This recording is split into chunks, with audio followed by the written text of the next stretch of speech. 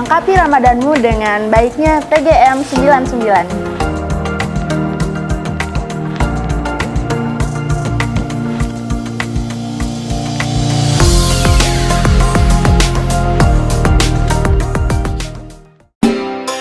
Alhamdulillah Rabbil alamin wa bihi nasta'inu ala umuri dunya waddin.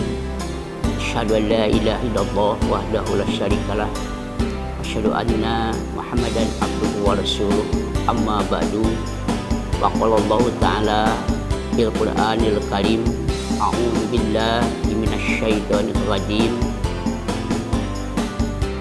Syahrul Ramadanal ladzi unzila fihil Qur'an wa bayyinatin minal huda wal furqan al-ayat.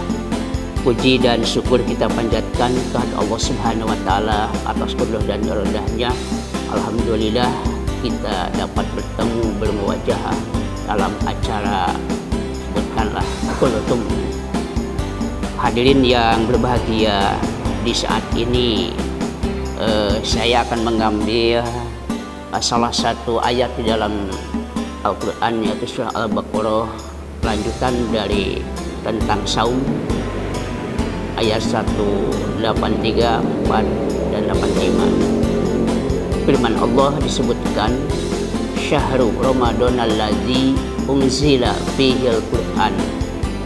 Di bulan Ramadan diturunkannya Al-Quran. Wa bayyinatin minal huda wal furqan, dan beberapa penjelasan dari petunjuk dan pemisah antara benar dan salah. Hadirin yang berbahagia, di dalam acara ini hubungan dengan masalah turunnya ayat suci Al-Quran di bulan Ramadan, yang istilahnya kita sering dengar dengan adanya disebut nuzulul Quran. Nah, ayat ini Allah menjelaskan bahwa Al-Quran diturunkan di bulan Ramadan. Kalau kita melihat di dalam tafsir Ibnu Katsir, bahwa benar sekali Al-Quran diturunkan di bulan Ramadan, tapi di sana menjelaskan di akhir-akhir bulan Ramadan. Nah, sehubungan dengan masalah itu ada juga hubungan dengan masalah Lailatul Qadar, gitu kan, 10 hari di bulan terakhir ini. Hadirin yang berbahagia, Quran diturunkan. Pertama, Quran diturunkan dari Lauhul Mahfuz ke Baitul Izzah, jadi ke langit dunia lah katakan. Itu adalah sekaligus Quran turun. Yang selanjutnya dari Baitul Izzah ini diturunkan yang berupa ayat-ayat ke langit bumi.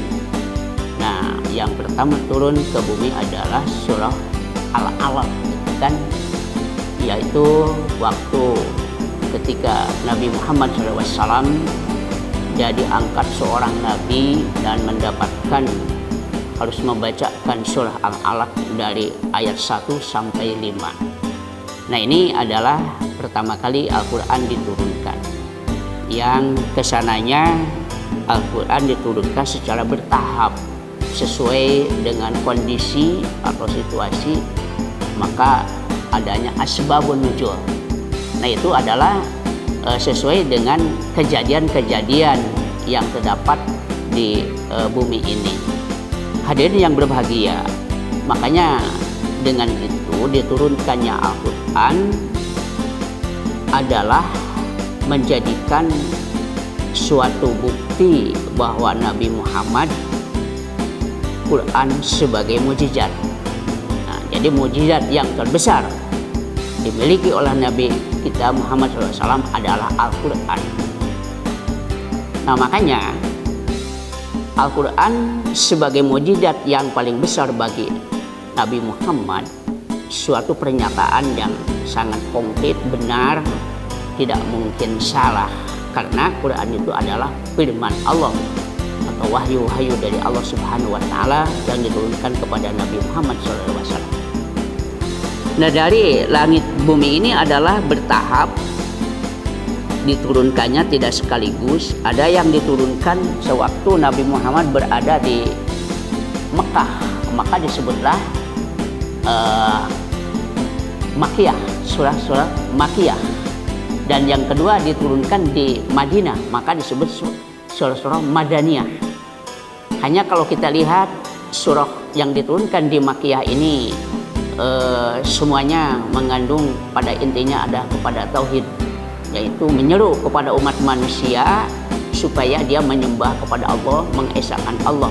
Maka di sana sebutkan ayat-ayat ya ayuhan nas.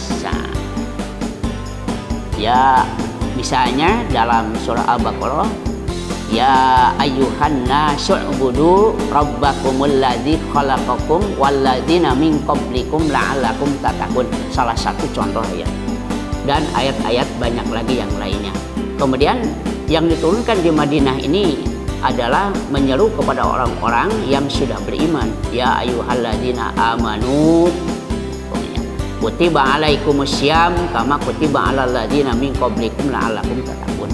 Jadi orang-orang yang telah beriman yang diseru itu bukan secara umum lagi khusus, karena manusia itu ada yang beriman, ada juga yang kufur, ada juga yang munafik, sesuai dengan di dalam surah Al-Baqarah. Hadirin yang berbahagia, menyikapi kita sebagai muslim tentang turunnya ayat Al-Quran ini, terkadang ya para ulama di kita memperdebatkan turunnya Al-Quran itu.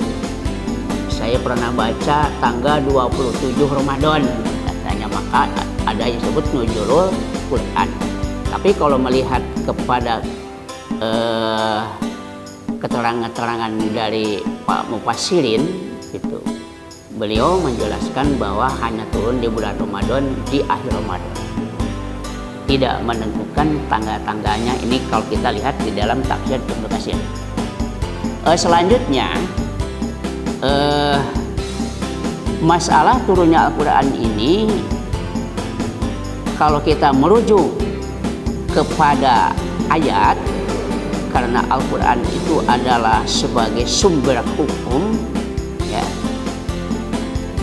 sebagai sumber, sebagai landasan pijakan ketika umat Islam mengambil landasan hukum, maka diambil dari farudduku ilallah wa rasulihi, kembali kepada Allah dan Rasulnya.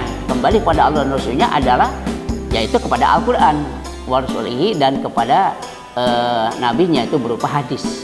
Nah, ini adalah sebagai rujukan umat Islam.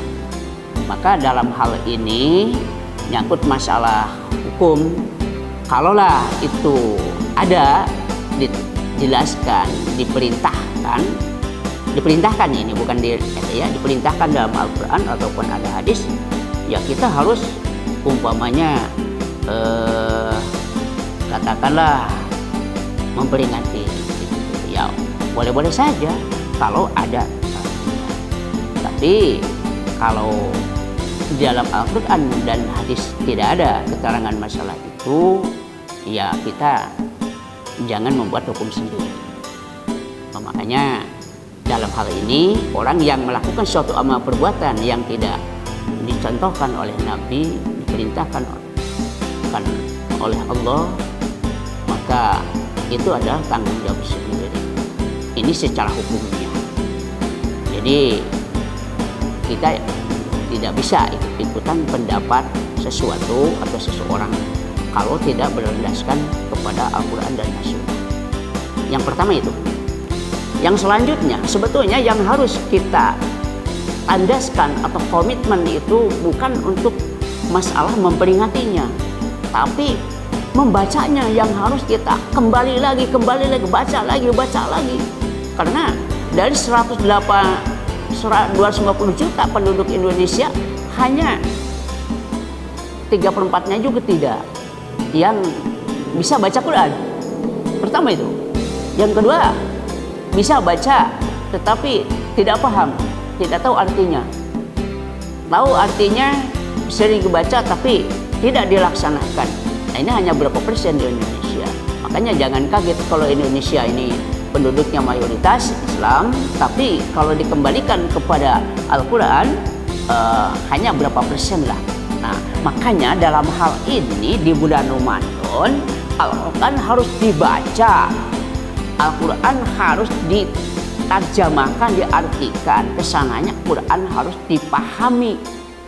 Karena Quran sebagai sumber landasan hukum kita untuk amalan-amalan di dunia ini. Nah, itu sebetulnya yang harus kita pelajari. Tapi ya disayangkan Al-Quran yang bisa baca Quran hanya dari 250 juta orang itu hanya berapa persen lah. Hanya berapa persen yang bisa baca Quran dan berapa persen yang bisa artikan dan berapa persen yang bisa mengambil landasan hukum dari Al-Quran. Makanya jangan heran kalau umat Islam sendiri yang melanggar aturannya sendiri gitu kan. Nah, ini karena tidak paham tentang Al-Quran. Nah, kalaulah Allah sebagai pencipta, sebagai Rabb yang mengurus, mengatur, yang menciptakan, yang mengurus, yang mengatur kehidupan manusia, kemudian diaturnya dengan hukumnya itu Al-Quran, dan diatur oleh utusannya yaitu Rasul Muhammad SAW. Insya Allah ya kita akan mendapatkan suatu kebahagiaan dan suatu ketentraman. Nah, inilah hadirin yang berbahagia, fungsi atau manfaat dari bulan Ramadan ini diadakannya ya katakanlah kuliah 7 menit atau 10 menit gitulah. Itu manfaatnya di bulan Ramadan. Mudah-mudahan bulan Ramadan ini kita hatam Al-Quran lah. Minimal baca Al-Quran hatam 30 juz. Kami diprogramkan gitu dengan umat itu. 1 bulan Ramadan selesai baca Al-Quran. Selain daripada itu kita baca artinya apa, tafsir dari ayat-ayat itu. Alhamdulillah itu umat sebagian di bulan Ramadan begitu. Karena bulan Ramadan adalah bulan suci, bulan penuh magfirah, bulan penuh barokah, dan bulan Ramadan penuh dengan pahala yang berlipat ganda. Nah, marilah di bulan Ramadan ini Al-Quran jadikan bacaan tiap hari. Al-Quran jadikanlah rujukan dalam bidang masalah hukum untuk kehidupan keselamatan dunia sampai akhirat. Itulah yang bisa saya sampaikan. Mudah-mudahan ada guna dan manfaatnya bagi kita semua. Dan kalaulah pembicaraan ini ada yang salah, itulah saya sebagai manusia, sebagai insan yang banyak lupa ya. Tapi kalaulah ini benar datangnya dari Allah dan Rasul, silakan marilah kita laksanakan, marilah kita pahami, marilah kita amalkan supaya menjadikan pahala di sisi Allah Subhanahu wa Ta'ala. Sekianlah yang dapat saya sampaikan, mudah-mudahan bermanfaat bagi saya sendiri dan bagi hadirin rahimakumullah. Mudah-mudahan kita diberikan kemampuan oleh Allah Subhanahu wa Ta'ala untuk membaca Al-Quran dan untuk memahaminya. Sekian, mudah-mudahan berbahagia di bulan Ramadan. Rabbana atina fid dunya hasanah wa fil akhirati hasanah wa qina adzabannar. Assalamualaikum warahmatullahi wabarakatuh.